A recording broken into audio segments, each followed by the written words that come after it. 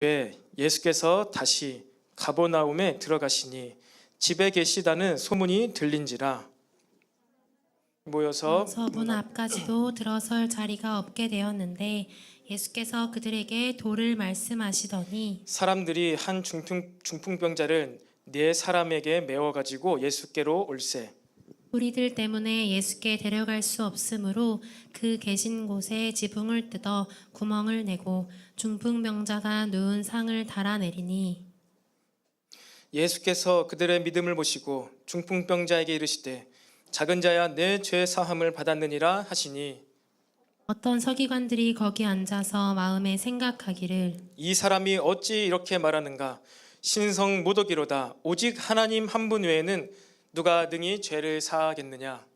그들이 속으로 이렇게 생각하는 줄을 예수께서 곧 중심에 아시고 이르시되 어찌하여 이것을 마음에 생각하느냐. 중풍병자에게 내 죄 사함을 받았느니라 하는 말과 일어나 내 상을 가지고 걸어가라 하는 말 중에서 어느 것이 쉽겠느냐.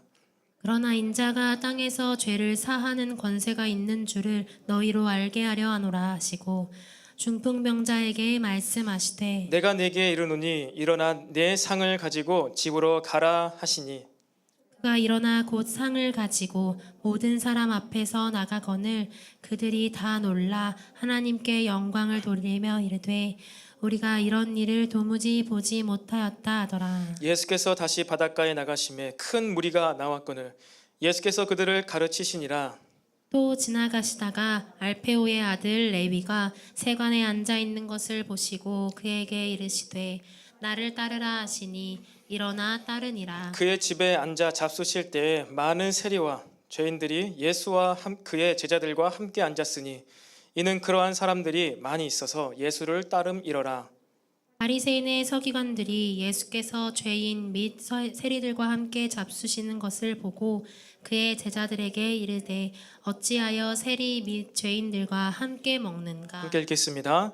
예수께서 들으시고 그들에게 이르시되 건강한 자에게는 의사가 쓸데없고 병든 자에게라야 쓸데 있느니라. 나는 의인을 부르러 온 것이 아니요 죄인을 부르러 왔노라 하시니라. 아멘. 네, 우리 이 시간에도 우리 좌우에 또 앞뒤에 있는 지체들과 한번 이렇게 인사해 볼까요? 하나님께서 예수님께서 우리 중에 함께 계십니다. 시작. 예수님께서 우리 중에 함께 계십니다. 아멘. 네, 오늘 보니까 우리 옆에 교육관에 한 절반 정도의 인원이 계신 것 같습니다. 잠깐 갔다 왔는데 아주 뜨겁게 찬양을 하고 있더라고요. 에어컨을 틀어도 굉장히 이제 더웠던 것 같은데 우리가 지금 어쨌든 한 공간에 많이 모일 수 없어서 나눠서 예배를 드리고 있습니다. 그래서 팀별로 적절하게 인원을 나눠서 드리는데 어느 날에는 좀 여기가 많이 모이고 저기 너무 소수면은 지난주 같은 경우는 이렇게 여기서 함께 예배를 드렸죠. 근데 오늘은 아마 적당하게 좀 이렇게 비율이 맞는 것 같아요. 그래서 또 이제 이렇게 됐는데 그러다 보니까 또 이제 반대로 여기가 좀 약간 허전해 보이는 느낌이 나기도 합니다. 근데 어쨌든 우리 여러분들 옆방에 계시지만 여러분들 잘 보이죠? 카메라, TV 잘 보이죠? 좀 함께 하고 싶은데 왜 벌써 이제 광고를 이제 하시려고 함께 하고 싶은데 어쩔 수 없이 우리가 이렇게 떨어져 있습니다. 여러분 그래도 어떻게 화면에 제 얼굴이 잘 보이죠? 줌을 확 당겨서 그냥 이만하게 꽉 차게 화면을 보내주실 필요 없습니다. 네. 여러분 바로 옆방에 있습니다. 여러분 우리 함께 같은 공간에 있으니까 함께 좀 느끼면서 공감하면서 그렇게 우리가 예배를 드렸으면 좋겠습니다. 여러분 예수님께서는요 경건한 자들하고만 교제를 하신 분이 아니시죠. 그리고 예수님께서는 제자들하고만 교제를 하시는 분이 아니십니다. 예수님께서는 죄 가운데 놓여져 있고 그리고 지금도 죄를 짓고 있는 자들에게도 찾아가셔서 그들과 교제하고 싶으시다는 것을 여러분 믿으시기 바랍니다. 아멘. 이게 오늘 말씀의 전부입니다. 차 한 잔 나오시고요. 결단 찬양하고 기도하고 마치면 안 되겠죠. 근데 오늘 이것이 제가 여러분에게 드릴 모든 말씀의 내용의 전부예요. 죄인들과 함께 하시는 예수님. 근데 이 진리, 핵심 진리를 여러분들이 지금 들었습니다. 받았습니다. 근데 그것만 전달하고 우리 내용 다 알았으니까 아멘하고 화이팅 합시다. 이렇게 하고 끝나면 여러분들 어떻게 되지요? 인격적인 교통이 없는 거잖아요. 정보만 주는 거. 사람을 만나 교제한다는 것이요, 나의 인격과 상대방의 인격이 서로 만나서 그 인격과 인격의 만남이라고 할 수가 있을 것입니다. 그리고 사람의 인격은 그 사람의 하는 말과 하는 행동이라고도 할 수 있을 거예요. 하지만 그 사람의 인격은 말과 행동뿐만 아니라 그 사람의 얼굴 표정, 눈빛, 태도와 자세, 음성적인 말이 아니더라도 몸짓, 태도, 눈짓, 얼굴 표정, 이것을 통해서 그 사람의 어떠함이 드러난다는 것을 우리는 심리학적으로나 학문적으로 이야기하지 않아도 우리는 일상생활 가운데 자연스럽게 느끼고 살아가고 있습니다. 지금 이 자리에서도 여러분의 눈빛이 잘 보이는데요, 어느 분들은 저를 아주 웃으시면서 이렇게 애정 어린 눈빛으로 바라보시는 분이 계시고, 어느 분들은 전세 오늘 말 실수하나? 안 하나? 아주 이렇게 해가지고 졸리신 건지 모르겠지만 아주 이렇게 돼가지고 무슨 말 하나 게 그런 표정으로 있는 분도 계신 것 같습니다. 그게 다는 아니겠지만 여러분, 제가 무슨 얘기를 하고 있습니까? 사람들과 이 인격적인 관계에 교제를 함에 있어서 음성적인 말뿐만 아니라 행동, 그리고 표정, 태도와 자세, 이것으로도 그 사람의 어떠한 인격이 드러나는 거예요. 비언어적인 요소로도 우리는 상대방이 어떠한 사람인지를 알 수도 있고요, 반면에 내가 어떠한 사람인지도 그 나의 비언어적인 요소로 드러나게 될 수가 있다는 것이지요. 단순히 우리는 들리는 음성만으로 교제를 한다고 했을 때에는 참된 의사소통을 하기가 어려울 것입니다. 그런 거 있잖아요, 반어법. 우리가 어렸을 때 실수하거나 하면은 부모님께서나 그렇죠, 잘했다, 정말 참 잘했다, 시험을 50점 맞아왔어요. 그러니까 어머니께서 잘했다, 그래 정말 잘했다, 막 이렇게 하면 나 진짜 잘했구나, 실수했는데 잘했다, 또 한 번 넘어져 봐라, 막 이렇게 하면은 말은, 정보는, 내용은 칭찬이잖아요. 근데 그 말투와 목소리와 표정을 보았을 때는 결코 칭찬이 아니지요. 출애굽기 33장 말씀이 있죠. 1절에서 4절에 이런 말씀이 나와 있습니다. 제가 여러 번 이제 말씀의 비유로 들었는데요, 금송아지 사건 이후에 하나님과 모세와의 대화입니다. 금송아지 사건 아시죠? 제가 읽어드리겠습니다. 여호와께서 모세에게 이르시되 너는 내가 애굽 땅에서 인도하는 백성과 함께 여기를 떠나서 내가 아브라함과 이삭과 야곱에게 맹세하여 내 자손에게 주기로 한 그 땅으로 올라가라. 내가 사자를 너보다 앞서 보내어 가나안 사람과 아모리 사람과 헷 사람과 브리스 사람과 히 사람과 여부스 사람을 쫓아내고 너희를 젖과 꿀이 흐르는 땅에 이르게 하려니와 보내주겠다는 거예요. 이르게 하려니와 나는 너희와 함께 올라가지 아니하리니 너희는 목이 곧은 백성인즉 내가 길에서 너희를 진멸할까 염려함이라 하시니. 그러니까 3절 중반까지만 딱 듣고 나서 와, 대박이다, 우리가 이렇게 죄를 지어도 하나님께서 우리 칭찬하셔서 젖과 꿀이 흐르는 땅으로 보내주신다네, 아멘, 막 이랬어요. 근데 4절에 백성이 이 준엄한 말씀을 듣고 행복해하는 게 아니라 슬퍼하여 한 사람도 자기의 몸을 단장하지 아니하나니. 여러분, 이게 무슨 말씀입니까? 3절 중반까지 정보만, 지식 내용만 딱 들었을 때에는 이때가 금송아지 사건 이후에 모세가 레위 사람들을 불러서 3,000명이나 되는 형제들 다 죽이고 난 후에요. 하나님께서 200만 모든 사람 다 죽여버리겠다는데 모세가 중보해가지고 몇을 처단을 하고 회개하는 그 다음 장면에 하나님께서 이러한 말씀을 주신 거예요. 그 딱 이 말씀을 백성들을 들었을 때, 와, 잘됐다, 하나님께서 그렇게 우리를 율법으로 괴롭히셨는데 하나님께서는 안 가시고 우리만 그 좋은 땅으로 보내주신다니, 이거 꽉 먹고 알 먹고 아닌가. 그래, 우리끼리 가서 우리를 그렇게 힘겹게 하고 율법으로 올가면 하나님 떠나서 행복하게 가나안 땅에서 잘 먹고 잘 살아보세 하고 가지 않았어요. 백성은 그 얘기를 듣고선 어떻게 했다고요? 슬퍼했다고요. 엉엉 울었어요. 그리고 나서 모세가 이제 한참 동안 하나님과 실랑이를 하곤 합니다. 그 후에 하나님께서 내가 다시 너희와 함께 간다고 하고선 이제 가나안 땅으로 가요. 여러분, 우리는 성경을 살아계신 하나님의 말씀이라고 믿습니다. 그리고 하나님을 인격의 하나님, 인격적인 분이시다 라고 믿어요. 그런데 우리는 성경 말씀을 이렇게 인격적으로 대하고 있습니까? 하나님 말씀을 읽을 때 단어로 그 내용을 파악하지만 그냥 그 말 자체로만 대하고 있지는 않습니까? 이스라엘 백성은 분위기 파악을 잘한 거예요.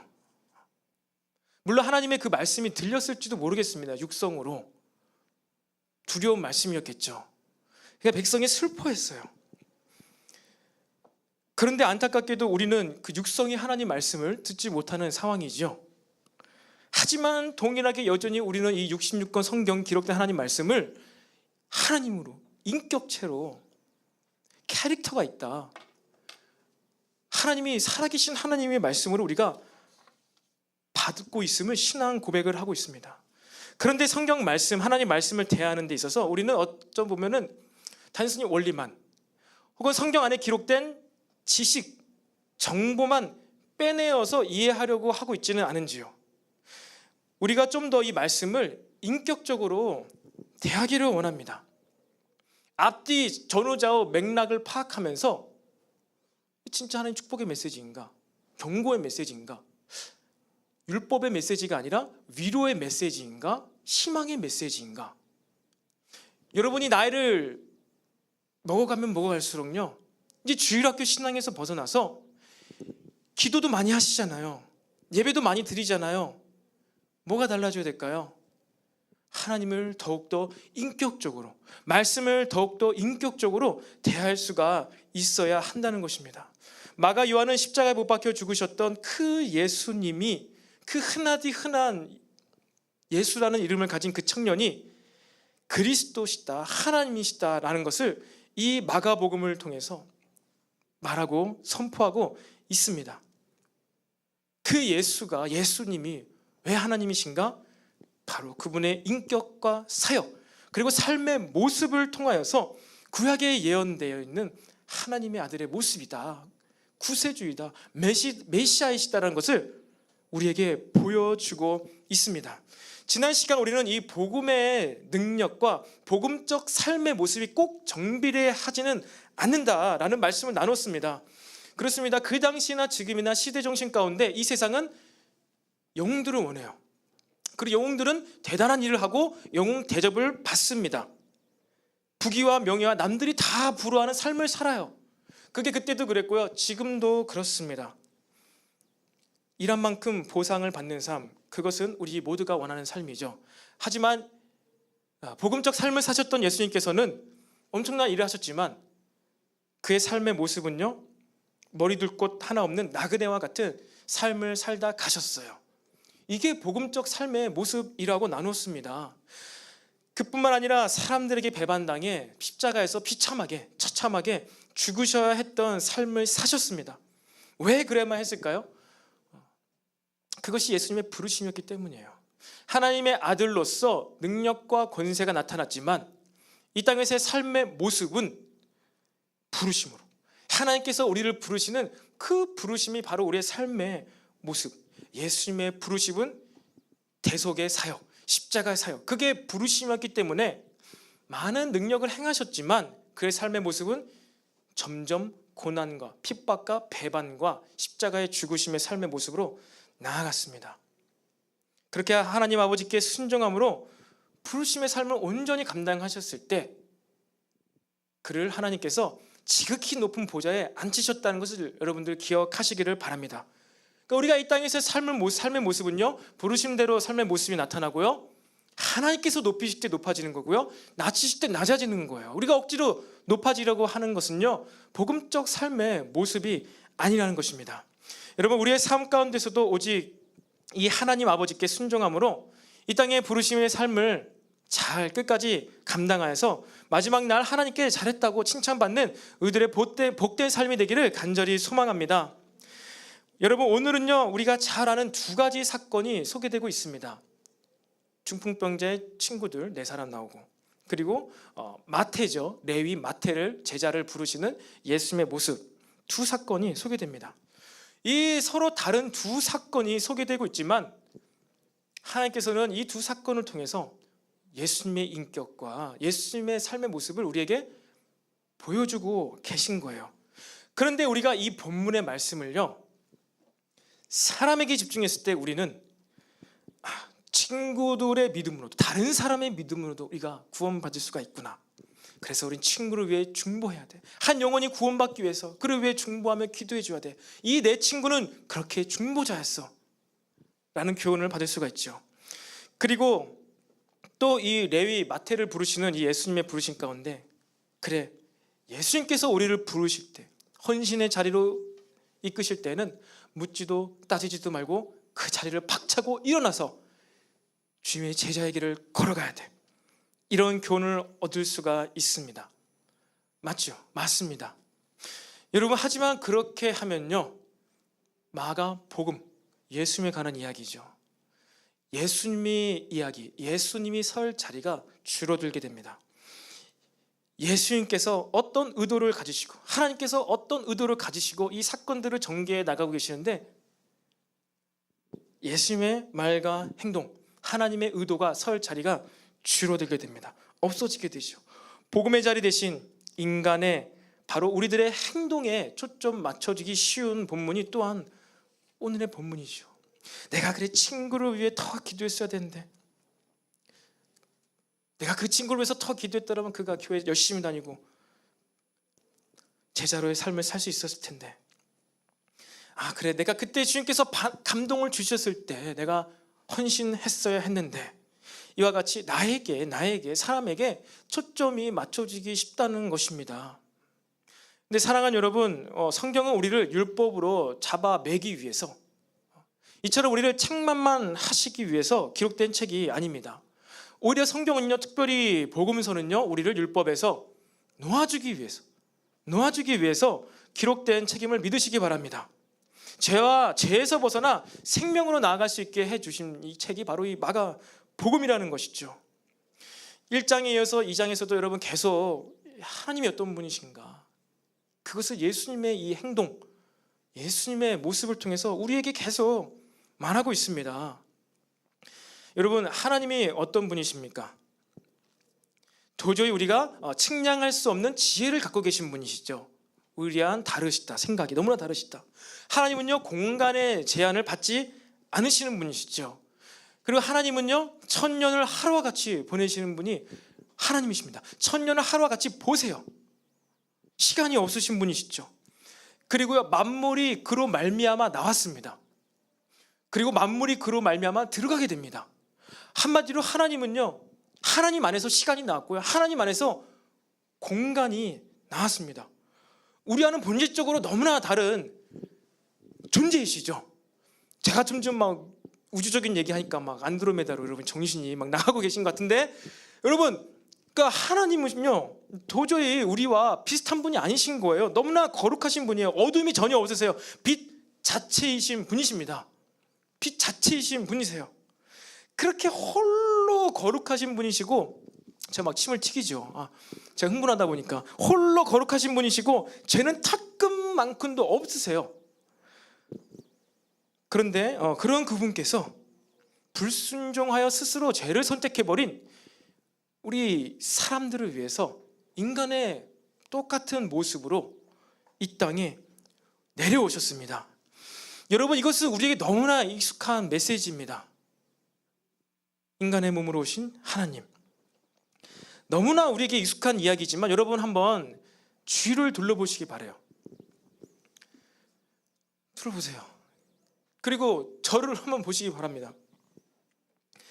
그 어떤 사람이, 그 어떤 선하고 착하게 보이고 눈웃음도 잘 하는 사람이 자기를 죽으라 싫어하고 배반하기 일수이고 거짓말하기 일수인 사람을 위해서 희생해주고 속아주고 참아주고 인내해주고 심지어 목숨까지 내어주면서, 그래, 네가 잘 몰라서 그래, 나에 대해서 잘 모르고 오해해서 그래, 너는 아무 잘못 없어, 나에게 침 뱉고 돌을 던져도 네가 잘못한 것 하나도 없어, 네, 너는 모르기 때문이야.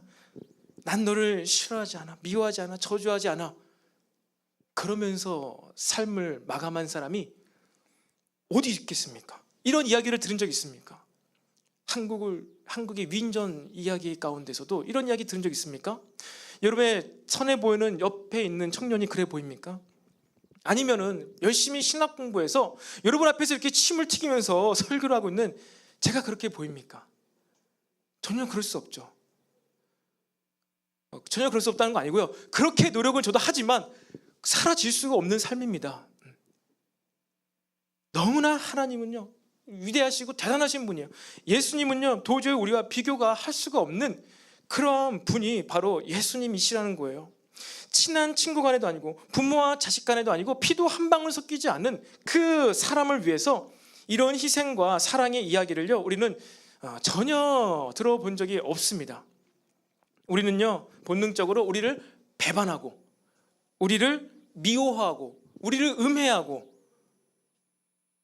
유언비어를 퍼뜨리는 사람에게 분노를 쏟아부으면서 네가 그렇게 나에게 악하게 됐지, 네가 거짓 소문 퍼뜨렸지, 그래 넌 당해도 싸, 이렇게 말하고 있지 않습니까? 이것이 우리의 본능 아닙니까?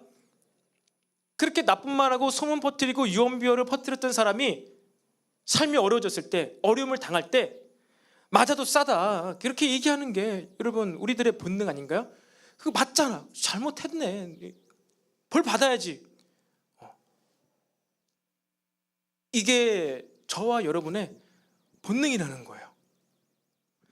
그런데 그런 죄인의 죄를요 예수님께서는요 아무런 조건이나 대가 없이 믿음 하나 보시고 그 죄를 사하여 주십니다.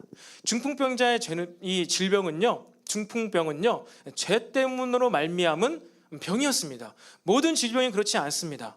이 앞장 1장에서 말씀하실 때는, 치료를 해주실 때는 죄를 산다는 말씀 없으시고요, 베드로의 장모의 열병도 치료해 주시고 여러 가지 질병, 병든 자를 고쳐주셨습니다. 하지만 2장부터 가서는 또 이 중풍병자의 병을 고치실 때에는 그냥 죄를 고쳐주신 게 아니라 뭐라고요? 그냥 병을 고쳐주신 게 아니라 죄를 사하여 주심으로 말미암아 병에서 놓여지게 되었습니다. 그가 자리를 들고 일어나 걸을 수가 있게 되었어요. 중풍병, 패러랄라이즈드, 사지가 마비되는 병이죠. 마비되는 거. 근데 그 죄가 사해지자 그는 자리를 들고 일어설 수가 있게 되었습니다. 여러분, 예수님께서는요 단순히 하나님의 말씀을 가르치기 위해서만 오신 분이 아닙니다. 귀신을 쫓아내기 위해서만 오신 분이 아니십니다. 나병 환자의 병을 치료하기 위해서만 오신 분이 아니십니다. 예수님께서 왜 우리에게 오셨을까요? 바로 이 죄의 문제를 해결하기 위해서 오셨습니다. 죄의 문제. 죄란 무엇입니까? 목적지에서 벗어나 있는 것이 죄입니다. 관역에서 빗나가서 엉뚱한 데 가서 꽂혀 있는 화살, 그게 죄의 상태입니다. 관역에서 벗어나서 왜곡되고 삐뚤어져 있고 이렇게 꼬여 있는 우리의 삶의 목적과 방향을 올바로 맞추고 살아가게 되는 것이 바로 죄로부터 놓여져 있는 것입니다. 오늘 이 중풍병자, 우리를 비롯해서 이 중풍병자는 그의 온몸으로 하나님을 찬양하며 하나님께 감사하며 살아가는 것이, 하나님께 영광을 돌려야 하는 것이 그 사람의 창조 목적이었는데, 중풍병, 몸을 자유롭게 쓰지 못하는 병에 걸려서 누워만 있는 것, 죄된 상태였어요. 하나님께 찬양도 마음껏 못해요. 감사 고백도 못합니다. 하나님의 영광을 가리고 있어요. 그의 삶이 왜곡되어 있는 것이죠. 삐뚤어져 있는 것이죠. 근데 이 죄를 사함받자 그가 다시 원래의 모습으로, 하나님의 영광을 돌리는 모습으로 변화되었다는 것입니다. 예수님께서는요 이 중풍병자의 죄를 사하실 때 그들의 믿음을 보시고 사하셨어요. 이것은 그 내 친구의 믿음뿐만 아니라 이 5명인 이 환자, 중풍병자, 이 죄인, 이 5명 모두의 믿음을 보신 것입니다. 그들이라 했을 때는 5이에요. 그들의 모두의 믿음을 보시고 죄의 문제를 해결해 주셨고, 이 중풍병자는 원래 모습으로 회복되어서 하나님께 영광을 돌리는 그 모습으로 그 방향이, 삶의 방향이 맞춰지게 될 수가 있었습니다. 뿐만 아니라 마비에서 벗어나서 얼마나 삶 가운데 불편하고 고통스러운 그 이슈로부터도 해결되어서 얼마나 감사하겠습니까? 이것도 있고요. 창조 목적에서 왜곡되어지고 삐뚤어져 있어서 엉뚱한 데 가서 누워있는 이 죄인의 모습이 회복되어서 이제 하나님께 영광 돌리는 삶을 살 수 있게 되었다는 것입니다. 너무나 감사한 이야기죠. 여러분, 근데 여기서 이 바리새인들의 서기관들, 그들이 무슨 생각을 하고 있죠? 모든 사람들이 다 기뻐했는데 기뻐하지 않는 한 무리. 뭐지? 예수, 당신이 무엇인데 지금 죄를 사한단 말이야? 내가 병 고치는 얘기는 들어봤는데 그거는 받아줄 수 있는데 죄를 사한단 말이야? 여러분, 죄는 누구만 사하실 수 있죠? 하나님만 사하실 수 있어요. 그래, 병 고치는 거 치료해. 귀신은 쫓아. 근데 왜 네가 네 마음대로 죄를 사해줘? 이렇게 예수님의 행동을 자신들의 판단으로, 기준으로 예수님에 대하여 독서를 품고 있어요. 여러분, 이 서기관들은요, 이 중풍병자가 그동안 어떠한 삶을 살아왔는지, 어떠한 고통을 받아왔는지는요 전혀 관심이 없습니다. 고아, 과부와 병든 자를 돌보는 일을 맡긴 자들이 사실 바리새인들과 서기관들과 제사장이었어요. 근데 그것은 아무런 관계가 없어요. 다만 하나님의 이름을 팔아먹고 있는 저 예수가 싫었던 것뿐이에요. 그저 그들에게 있어서 예수님은 신성 모독죄를 저지르고 있는 한 사람이었고, 이 중풍병자는 그 예수님을 돋보이게 만드는 눈의 가시와도 같은 자였습니다. 근데 여러분, 예수님의 행동은 여기서 멈춰지지 않습니다. 단순히 죄를 사해 주시는 것뿐만 아니라 이제 어떻게까지 하고 있죠?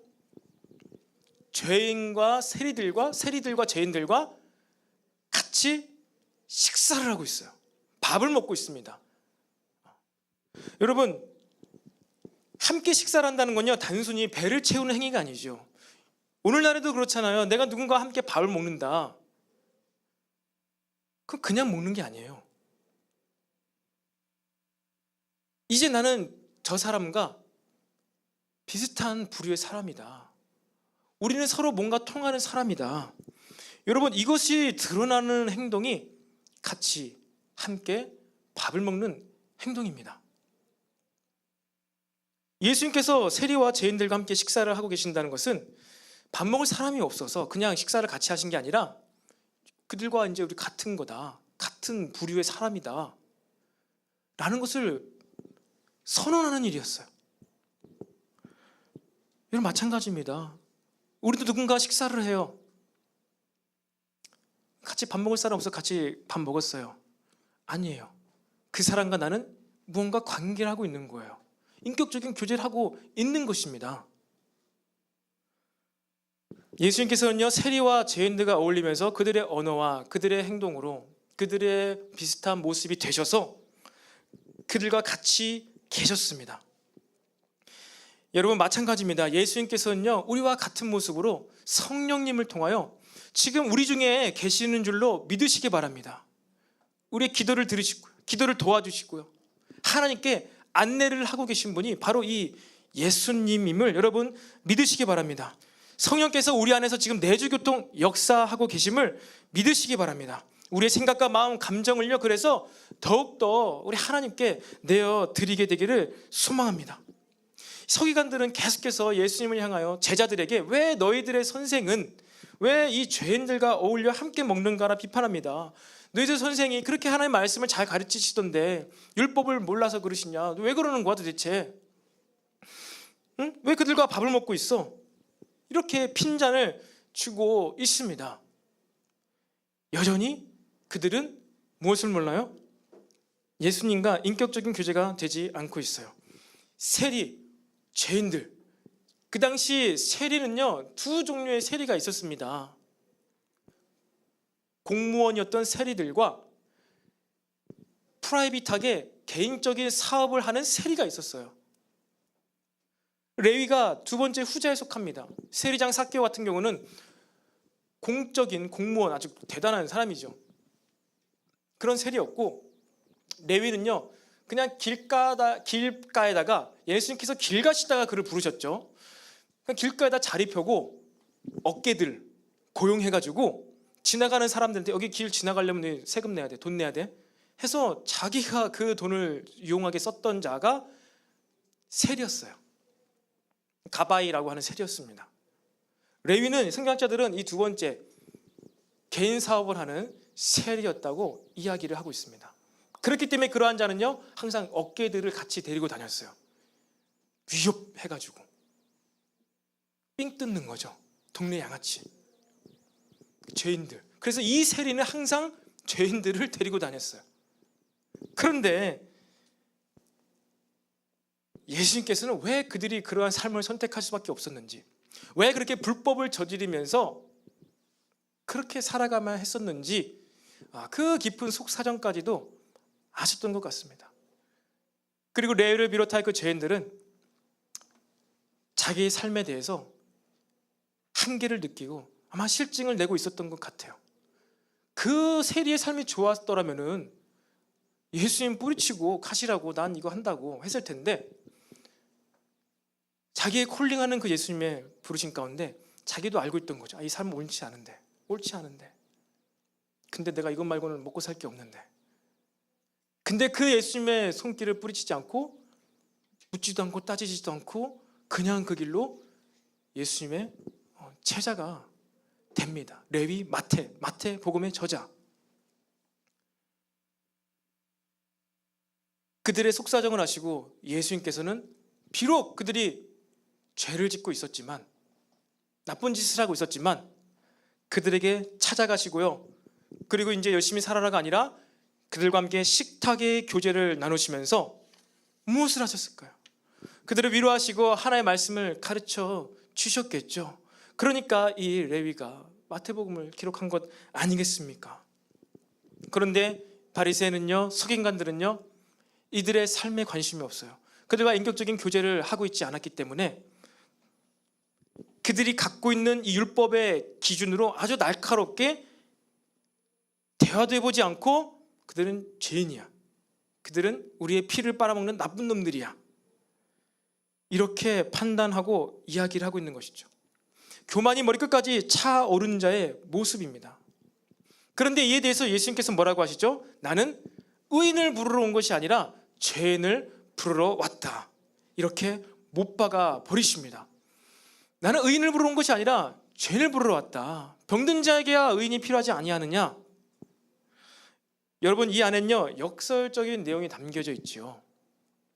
그럼 예수님은 죄인만 좋아하시고 가난한 자만 좋아하시고 이러신가? 무슨 얘기입니까? 난 죄인을 위하여 왔다. 여러분, 지금 예수님과 함께 식탁의 교제를 나누고 있는 이 죄인들, 그들이 말하는 죄인들이 앞으로 어떻게 되겠습니까? 의인이 되겠죠. 그리고 자칭 의인이라 칭하면서 예수님의 행동에 대해서 비판하고 있는 그 자칭 의인들은 앞으로 어떻게 되겠습니까?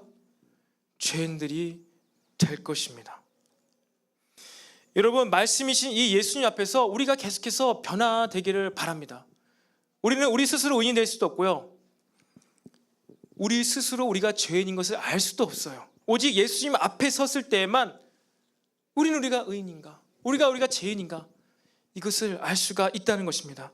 사랑하는 청년 여러분, 여러분들 사람들 앞에서 변하라고 하지 마세요. 사람들 앞에서 변하라고 하는 것 변한 것이 아닙니다.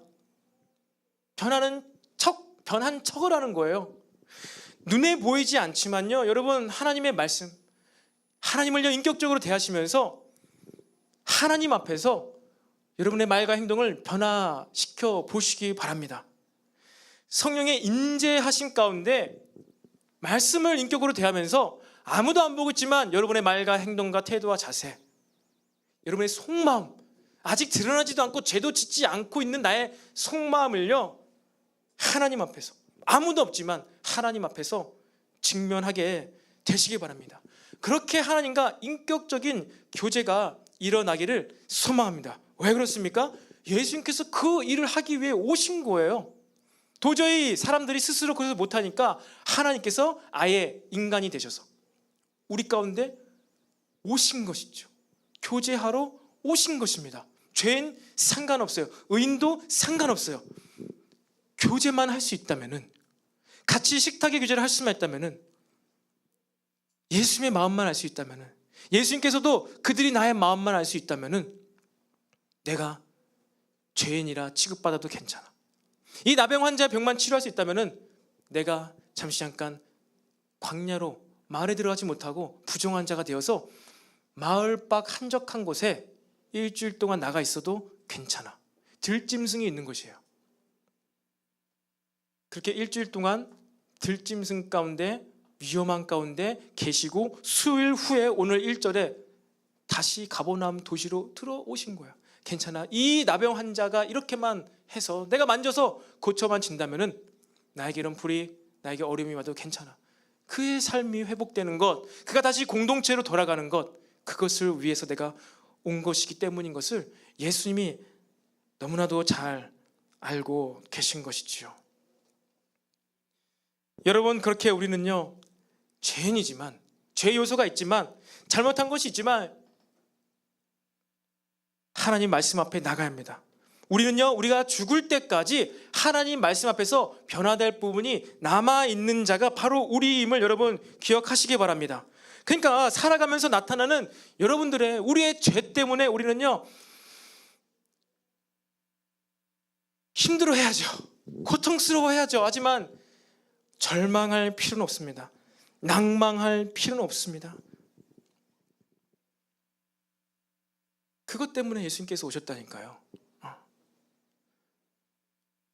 우리가 죄인이기 때문에 우리에게 예수님이 필요합니다. 그리고 우리가 죄인인 줄 알면서 예수님을 필요로 하는 자들, 그들이 바로 의인인 줄을 여러분 믿으시기 바랍니다. 하나님 아버지께서는 예수님을 믿는 자들의 죄를 간과해 주신다고 하셨습니다. 할렐루야 아닙니까? 죄인이지만 의인인 것으로 봐줄게. 그러니까 우리는 그 위대하신, 잘못한 것이 하나도 없으시고 너무나 아름다우시고 위대하신 그분이, 완벽하신 그분이 난 여전히 죄인인데 나같이 식사도 하시고 죄 없다고 봐주시는 그것에 너무나 감격함으로 마치 내가 죄인이 아닌 것처럼 의인 흉내내는 것으로 살아가는 것이죠. 나쁜 의미에서 흉내내는 것이 아닌 좋은 의미에서, 내가 하나님의 자녀라면 이렇게 하는 것이 맞을 것 같아. 아무도 보고 있지 않지만 무단 횡단하는 것은 옳지 않은 것 같아. 그렇게 우리는 죄인이지만 의인 흉내를 내면서 성화의 삶을 이뤄가는 것, 여러분 이것이 하나님을, 살아계신 하나님으로, 인격의 하나님으로 대하지 않았을 때 이것이 어찌 가능하겠습니까? 불가능한 거예요. 근데 이런 인격적인 관계를 맺기 위해서 보이지 않는 하나님께서 이미지 오브 갓으로, 보이는 하나님으로, 예수님으로 오신 것입니다. 그러니까 여러분들, 우리는 뭐예요? 예수님이 죽으셨죠. 부활하셔서 하늘나라에 가셨죠. 근데 예수님께서 하신 일은 뭐예요? 눈에 보이지 않는 하나님을 눈으로 보여주신 거예요. 우리는 이제 성령의 시대 가운데 성령님으로 인해서 눈에 보이지 않는 하나님을요, 예수님을요, 마치 눈에 보이는 것 같이 교제하고 대화하고 그분과 악수하고 껴안고 허깅하고 이러기 위해서 예수님께서 오신 거고, 시간과 공간을 초월하시기 위해서, 모든 인류를 구원하시기 위해서 성령님께서 오신 거예요. 근데 그렇게 인격적인 교제를 하시기 위해서 오셨는데 우리는 너무나 하나님을 지식으로만, 정보로만, 원리로만 여러분 대하고 있지는 않습니까? 그들이 바로 바리새인이었어요. 하나님이 시킨 것도 제대로 안 하고 있었음에도 불구하고, 내가 이제 한 10가지쯤 10계명 잘 지켰는데 내가 한 20가지쯤 더 잘 지켜서 좀 더 내가 높은 차원의 영성을 가져서 하나님과 더 교제해야 되겠다. 10개, 10개, 10개, 계속 10개씩 만들었는지 모르겠지만 신약 시대 가운데 614개 614개의 율법, 해서는 안 될 것, 해야 될 것을 만들어가지고 하나님과의 인격적인 교제 없이 하루에 3번씩 기도하고 일주일에 2번씩 금식 기도를 하고 제사 드리고 했던 자들이 바로 바리새인들이었습니다. 서기관들은 자기가 말씀 다 알고 있어. 나는 암송도 하고 있어. 11조도 너무나 다 잘 지키고 있어. 근데 눈에 보이는 하나님을 알아보지 못했어요. 그 말씀을, 진짜 말씀의 의미를 실천하고 계신 나병 환자를 고치시고 죄를 사하여서 그가 하나님의 영광을 위하여 다시 한번 쓰임받게 하는 이 일을 받아들이지 못했어요. 왜? 인격적인 교제가 없으니까. 좀 더 잘할 수 있는 방법이 없을까? 좀 더 고차원적인 게 없을까? 내가 1시간 이제 기도하는데 성공했으니까 이제 2시간쯤 해가지고 내가 더 높은 레벨로 올라가 볼까? 1시간을 하든 30분을 하든 2시간을 하든 그 기도하는 것 가운데 하나님의 인격이 묻어나야 되고, 의지가 있으신 하나님, 회전하는 그림자도 없이 지금도 일하고 계신 그 하나님을 알아가는 게 아니라 뭔가 내가 더 성장하기 위해서, 내가 더 하얘지기 위해서, 빛나기 위해서.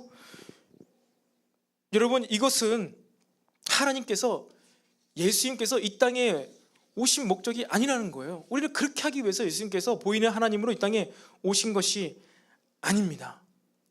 왜 오셨다고요? 죄인을 부르려. 왜 오셨다고요? 그들과 교제하기 위해서. 여러분, 우리는 모두 예수님이 필요한 죄인임을 잊지 않았으면 좋겠습니다. 예수님 없이 살아갈 수 있는 자가 아무도 없음을 여러분 기억하시기 바랍니다. 예수님 필요해요. 예수님 만났습니다. 예수님으로 말미암아 우리의 삶의 목적을 발견했어요. 삶의 방향성을 잡았습니다. 우리는 그렇게 비전을 발견한 자들, 또 예수님을 향하여 하나님 나라 위하여 걸어가고 있죠. 달려가고 있죠. 하지만 여러분, 그럼에도 불구하고 여전히 우리는 예수님이 필요합니다. 목적을 향해 달려가고 있음에도 불구하고 인격적인 교제는 여전히 필요해요. 소통해야 돼요. 그분의 인격을요 맛보아 알아가야 합니다. 계속해서 내가 지금 잘하고 있는가, 벗어나 있는가,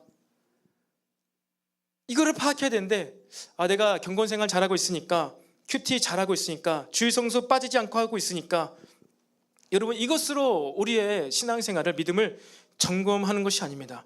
우리는 주님과의 인격적인 교제와 관계로 우리의 신앙생활을 점검하는 것입니다. 나는 오늘 하나님께서 주시는 감동을 오늘 예배 가운데 받았는가? 나는 오늘 기도했을 때 하나님이 주시는 어떠한 음성 혹은 양심의 찔림, 위로를 받았는가? 경고하심을 받았는가? 크게 2가지죠. 그래, 도희야, 잘하고 있어.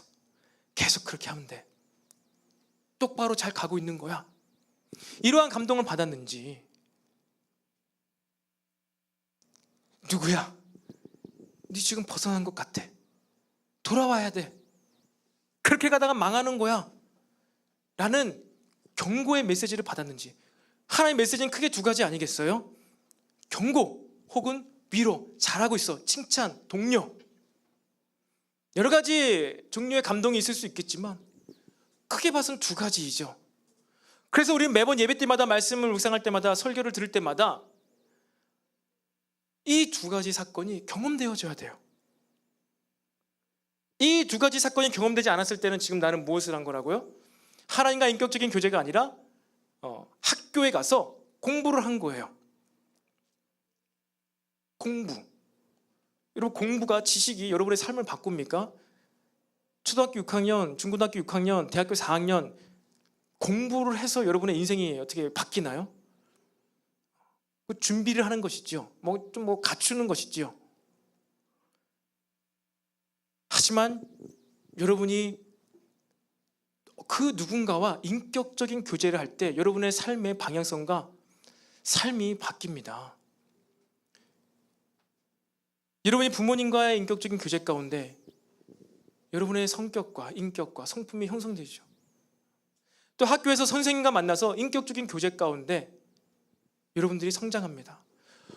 더 나아가서 우리 믿음 가운데 신앙생활하면서 교회에서 많은 사람들과 인격적인 교제를 하는 것 가운데 우리는 삶을 인도함 받아요. 삶의 영향을 크게 받습니다. 여러분, 우리가 이렇게 비대면 시대에도 모이기를 힘쓰는 이유는 무엇입니까? 인격적인 교제를 하기 위해서 여기 온 것 아니겠습니까? 저도 옆에 가봤지만, 바로 옆방에 있지만 이 영상으로 보니까 너무나 인격적인 그런 소통과 호흡이 떨어지는 것 같더라고요. 더군다나 인원이 적을 땐 더 그런 것 같아요. 현장에까지 내가 왔는데 인원 제한 때문에 소수만 모여서 드릴 때 얼마나 공허합니까?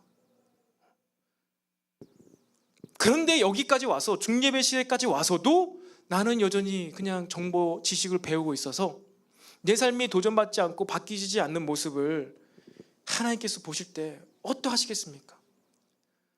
내가 이를 위해서 예수를 보낸 게 아닌데, 이를 위해서 예수를 보낸 게 아닌데 하면서 성령님께서 탄식하고 계시지 않겠습니까? 우리는 예배를 드리며 그리고 매일같이 큐티를 하면서요, 우리는 말씀이 묵상되어집니다. 그래, 내가 오늘 이 말씀은 반드시 적용해야 되겠다, 이런 마음의 도전이 받아지는 것, 이것이 하나님과의 인격적인 관계가 형성된 사람입니다. 여러분, 지금 매일 성경 큐티 하고 계시죠? 매일 성경 큐티를 하고 있습니다. 매일 성경 큐티 무엇입니까? 말 그대로 매일 하고 있잖아요. 근데 매일 잘 못하죠. 힘들죠. 그래서 우리가 아침에 새청년 하면서 무엇을 합니까?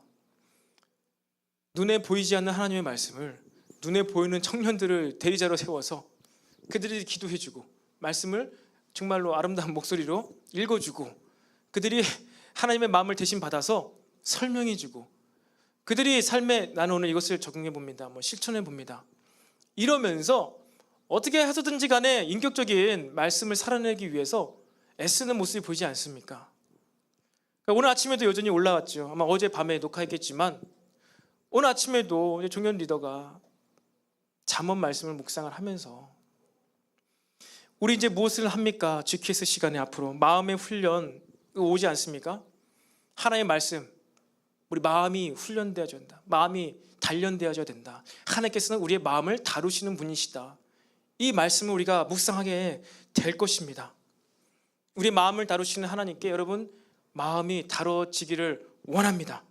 그렇게 우리는요, 하나님과의 인격적인 관계 가운데 계속해서 여러분의 속 사람의 인격이 바뀌어지게 되기를 간절히 소망합니다.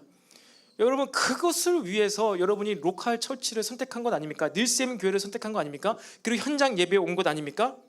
카톡이나 전화통화로 하면요, 오해하기가 쉽잖아요. 웃음 표시 크크크도 때로는 비웃음이 될 수도 있죠. 전화통화로 얼굴 안 보면서 얘기할 때는 오해할 수도 있습니다.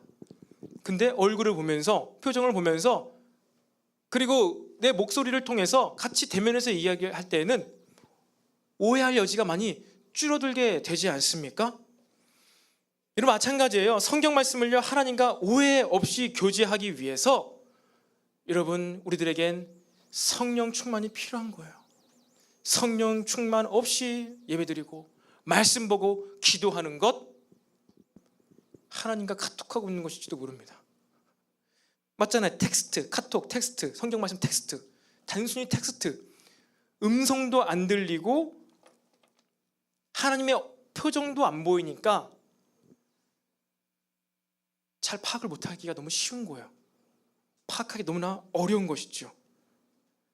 하지만 그것을 파악하기 위해서 여러분 항상 성령 충만을 구하시기를 바랍니다. 여러분 한번 다 같이 따라해 볼까요? 따라해 보십시오. 정보가 아니라 인격이다. 또 정보가 아니라 관계다.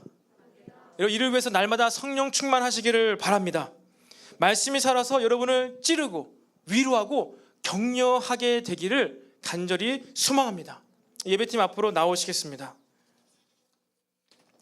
여러분, 우리는 이 코로나 시기 가운데 계속해서 조심하면서 온라인으로, 또 이번 수련회도 그래도 온라인으로, 비대면으로, 물론 대면으로 하는 것도 있지만 계속해서 이러한 거리두기 가운데 우리는 관계를 하고 있습니다. 이때 여러분들이 꼭 잊지 않았으면 원하는 것은요, 하나님과의 인격적인 관계예요. 하나님과 인격적인 관계, 하나님의 음성, 하나님의 감동하심을 받아 누리게 되는 것. 여러분, 하나님과의 관계, 주시는 감동, 이것을 잃어버리면요, 아무리 기도하고 말씀을 본다고 해도 우리 삶이 안 바뀌어요. 변하지 않습니다. 그렇게 했을 때는 우리 삶이 어떻게 된다고요? 율법의 구속을 받아요. 신앙생활이 부자연스럽고, 신앙생활이 힘들고, 신앙생활이 어려워요. 교회만 생각하면은 내가 하고 싶은 거 하지 못하게 만드는 단체. 이게 바로 하나님과의 인격적인 교제가 없어진 나의 모습입니다. 우리를 참 자유케 하시기 위해서, 마음껏 자유롭게 진정한 자유 안에서 살게 하시기 위해서 하나님께서 오셨는데, 예수님으로 오셨는데, 어느 순간 신앙생활이, 교회생활이 자유가 아니라 억압이라 했을 때에는요, 여러분, 인격적인 관계가 하나님과의 내가 멀어진 것은 아닌가, 그것을 돌아볼 수 있어야 돼요. 근데 비대면으로, 온라인으로, 영상으로 예배를 드릴 때 그렇게 쉽게 생각할 수 있지 않는가 싶어요. 내가 지금 이 미디어를 봐야 되는데, 내가 누워서 좀 더 쉬어야 되는데, 이 예배 때문에, 이 기도 시간 때문에, 이 수련회 때문에 내가 하고 싶은 것도 마음대로 못하네. 여러분, 내가 하고 싶은 것을 마음대로 하는 게 자유가 아니에요. 그것을 알아야 됩니다. 내가 하고 싶은 건 마음껏 하는 게 자유가 아니에요. 내가 하고 싶은 거 마음껏 하게 되었을 때는요, 결국 그것이 우리를 구속합니다. 속박합니다. 내가 마시고 싶어서 계속 알코올을 마시게 되면요, 나중엔 알코올 없이 못 살아요. 알코올에 구속이 됩니다.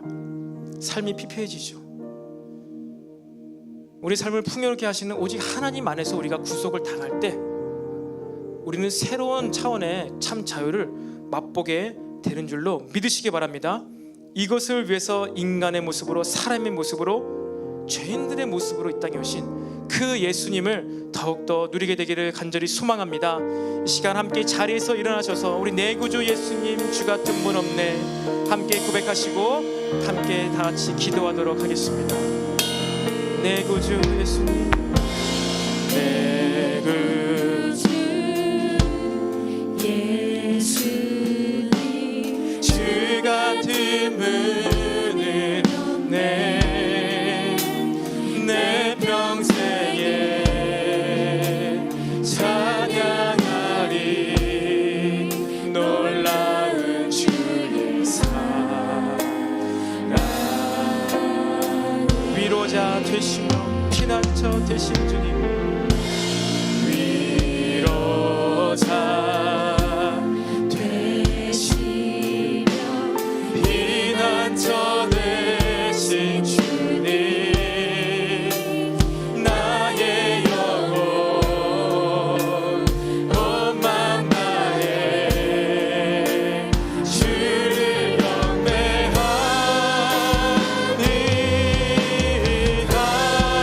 온 땅이요, 온 땅이요, 주님께 외쳐라. 능력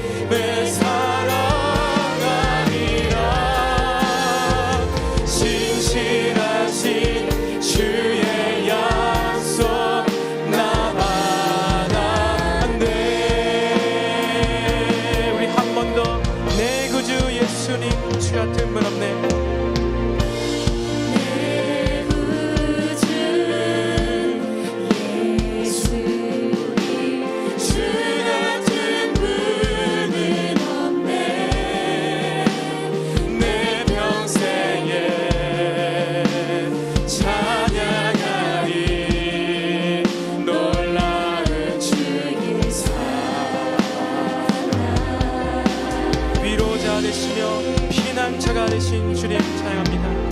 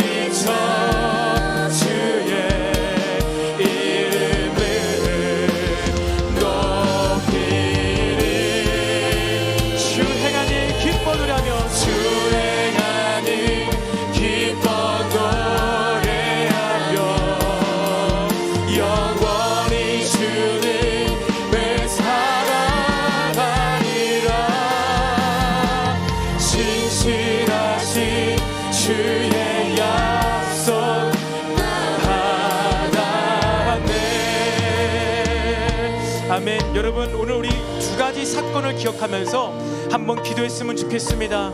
먼저는 이 중풍병자 사지가 마비되어서 원래는 하나님께 영광 돌리기 위해서 창조된 그가 죄 때문에 영광 돌리지 못하고 그렇게 불편하게 누워만 있어야 했던 자, 이 자의 예수님께서 믿음만 보시고 죄를 사하여 주셨습니다. 사랑하는 청년 여러분, 여러분의 삶 가운데 하나님의 영광을 위해서 여러분이 창조되었고 구원받았는데 하나님의 영광을 위해 살아가지 못하고 마비되어 있고 누워있는 자가 있습니까? 여러분, 믿음을 갖고 일어서시기를 바랍니다. 하나님께 영광 돌리며 감사 고백하는 그런 축복된 삶이 되기를 여러분 기도하시기 바랍니다.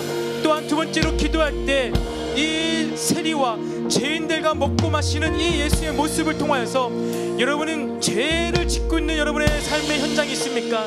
죄의 역 가운데 아직도 내가 해결치 못하는 부분이 있습니까? 여러분, 그 시간에 그 장소에서 여러분 죄책감 갖지 마시고 예배를 하시기 바랍니다.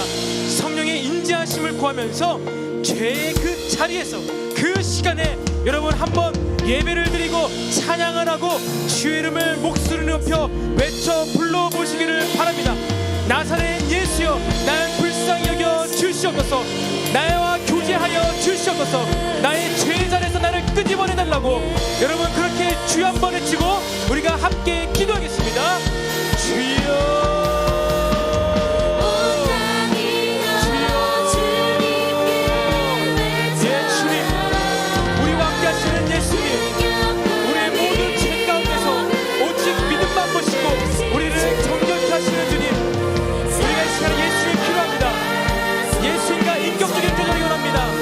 아버지, 나는 더 이상 내 방구석에 찌그러 박혀서 그냥 자리에 누워서 있는 잠만 자는 자가 아닙니다. 힘도 없이 능력도 없이 그냥 찌그러져 있는 존재가 아닙니다. 두 팔 들고 하나님을 향하여 전력 질주하며 하나님 나의 영광을 위하여 쓰임받는 자가 바로 나의 인생입니다. 아버지, 나의 이 굽어졌고 마비되어 있는 나의 이 인생을 주시옵소서. 마비되어 있어서 전신마비로 누워만 있는 나의 이 불쌍한 삶의 인생을 주님 일으켜 세워 주시옵소서. 주께서는 하실 줄로 믿습니다. 주께서 나를 내 이 감옥에서 나의 이 무능력감에서 일으켜 세우실 수 있는 유일한 분 나사렛 예수 그리스도를 선포합니다. 아버지, 이 게으름에서 이 피로감에서 이 피곤함에서 나를 일으켜 세워 주시옵소서. 두 팔 들고 두 다리를 걷고 일어서서 하나님의 영광을 위해 살아가게 하여 주시옵소서. 아버지, 내 삶 가운데 아직도 주의 문제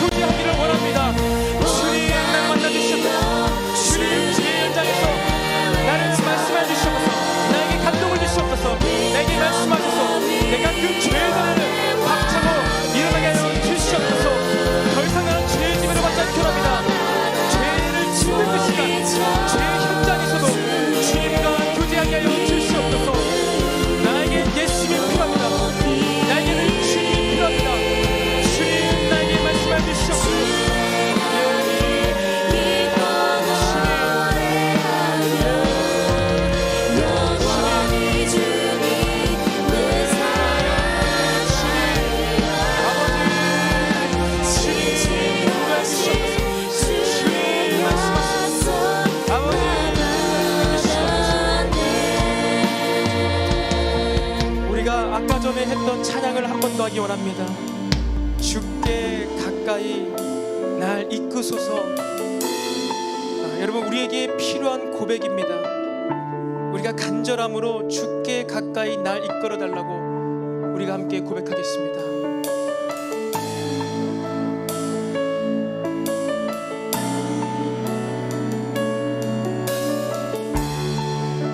우리가 먼저 찬양을 좀 들으면서 예배합시다. 주께 가까이 날 이끄소서. 간절히 주님만을 원합니다. 채워주소서. 주의 사랑을 진정한 찬양 드릴 수 있도록. 목마른 나의 영혼 주를 부르니 나의 맘 만져 주소서. 주님만을 원합니다. 더 원합니다. 나의 맘 만져 주소서. 우리 시간 함께 다시 한번 고백합시다. 우리의 마음을 담아서 주께 가까이 날 이끄소서. 간절히 주님만을 원합니다. 채워주소서.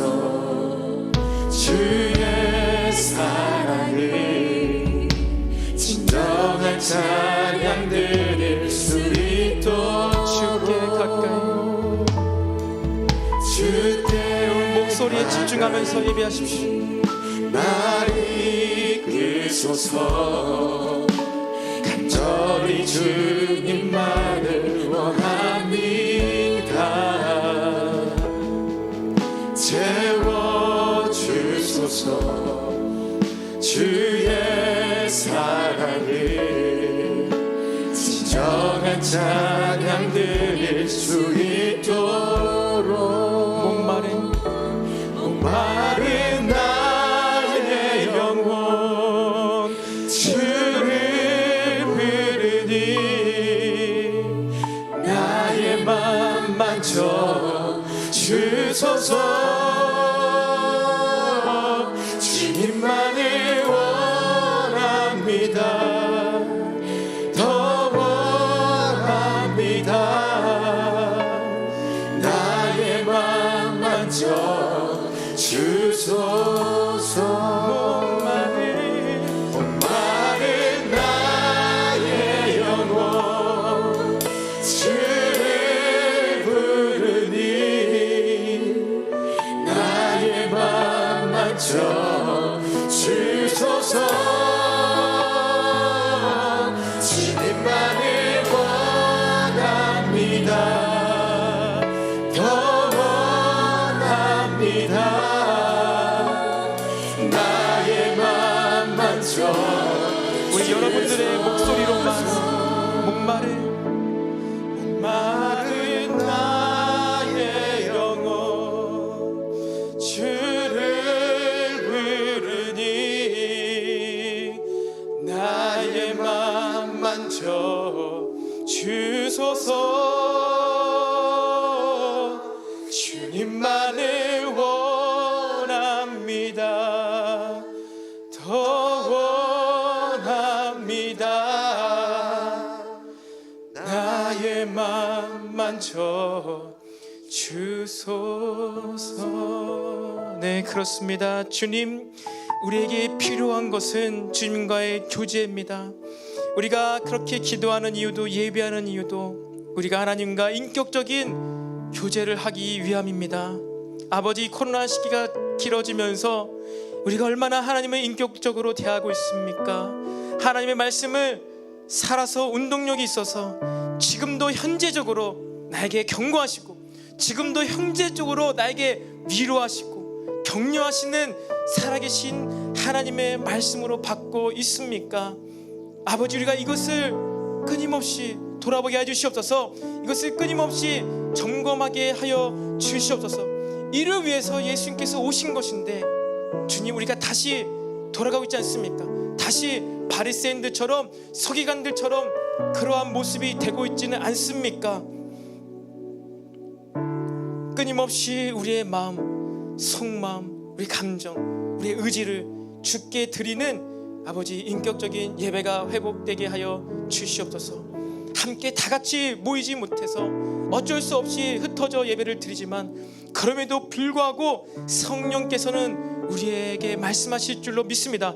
성령님을 통하여서 우리가 하나님과 하나님의 말씀과 인격적인 교제를 하실 수 있게 하시는 분임을 우리가 믿습니다. 성령님, 더욱더 우리 가운데 역사하여 주시옵소서. 더욱더 성령님, 우리 가운데 충만히 임재하여 주시옵소서. 우리가 성령님을 더욱더 느끼기를 원합니다. 우리가 더욱더 이전보다 더, 어제보다 더, 지난주보다 더, 이번 주에는, 다음 주에는 더 성령 충만함으로 깊이 들어가기를 원합니다. 그래서 살아계신 하나님을 더욱더 느끼며 인격적으로 하나님과 교제하며 만나며 하나님과 만남이 회복되는 예배가 되게 하여 주시옵소서. 그렇게 하실 주님을 기대하며 모든 말씀 살아계신 예수님의 이름으로 기도드립니다. 아멘. 하늘에 계신 우리 아버지여, 이름이 거룩히 여김을 받으시오며 나라가 임하옵시며 뜻이 하늘에서 이루어진 것 같이 땅에서도 이루어지이다. 오늘날 우리에게 일용할 양식을 주옵시고 우리가